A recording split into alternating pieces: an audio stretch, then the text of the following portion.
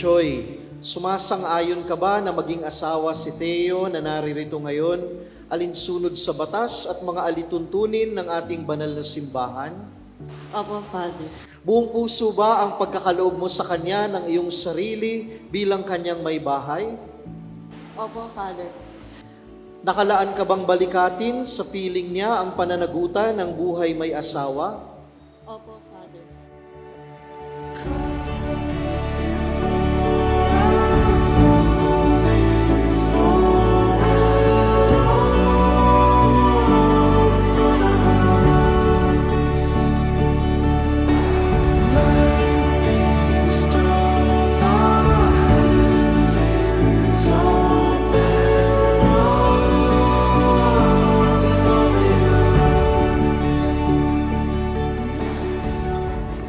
Parang umiyak ka na.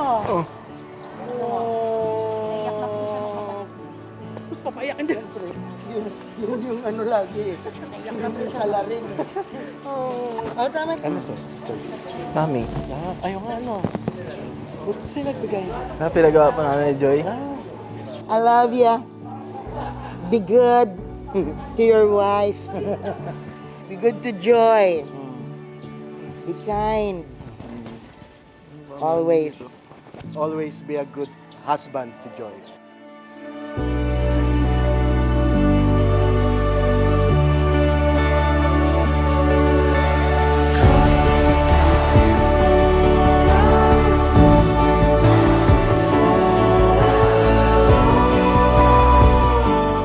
Aka 7 years namin kahapon. February 7 po. Kaya po tinapat ng February 8 yung para Saturday po.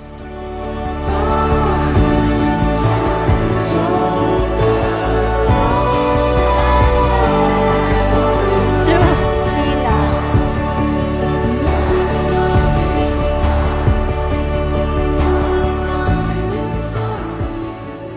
Theo, sumasang-ayon ka ba na maging may bahay si Joy na naririto ngayon, alinsunod sa batas at mga alituntunin ng ating banal na simbahan?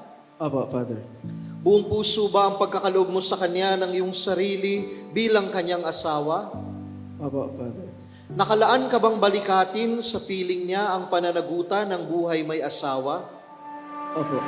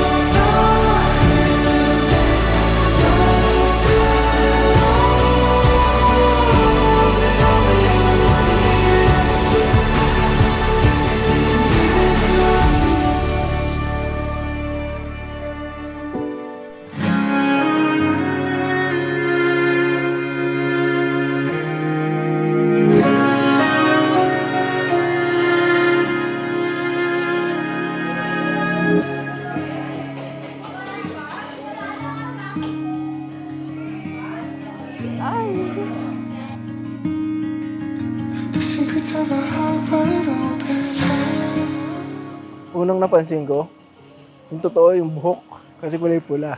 So yun, yung tumagal, mabait, maasikaso. Simula po noon, nagpapa-picture kasi ako ng ID. Tapos yun nga po, tinanong niya ko anong oras na. Hindi ko po nansan kasi may relo naman po siya.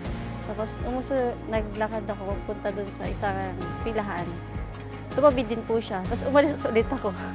Tapos sumusunod po, yung ibang subject namin, magkakaklase kami.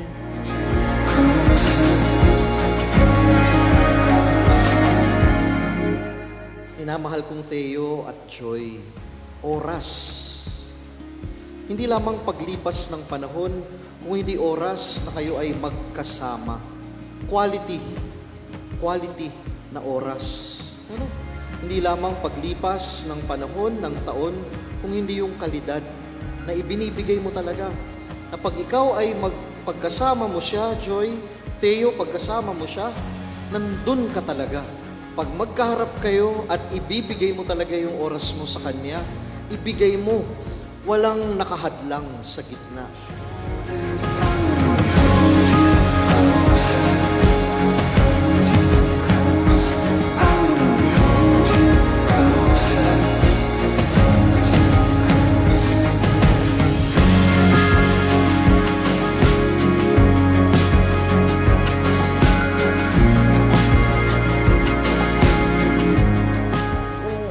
Nung naging kami, nililigawan ko siya, hindi ko na naisip na magkaroon pa na ibang babae, manligaw.